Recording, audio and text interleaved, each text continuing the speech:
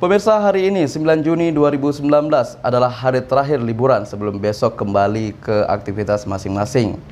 Seperti kita ketahui bahwa Taman Hutan Kota menjadi tempat favorit di tahun 2019. Untuk mengetahui hal tersebut, reporter kita Rizky Ananda sudah di lokasi. Silakan Rizky, laporan Anda. Baik Darkes, sekarang saya sedang berada di Taman Hutan Kota Langsa, di mana salah satu objek wisata yang ada di Kota Langsa. Nah, Taman Hutan Kota Langsa ini merupakan salah satu objek yang selalu dikunjungi di setiap tahunnya, khususnya di hari libur ya, libur sekolah walaupun libur lebaran. Dan berdasarkan hasil wawancara kami bersama manajer Taman Hutan Kota Langsa, dari hari pertama hingga hari kelima liburan ya, khususnya liburan lebaran, tiket yang terjual sekitar 50.000 tiket.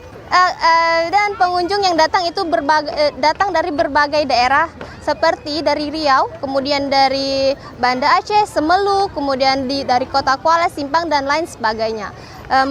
Tujuan mereka bukan tidak lain hanya ingin membawa keluarga mereka di suasana liburan lebaran untuk melihat-lihat khususnya keindahan hutan Kota Langsa yang ada di wilayah Aceh ini.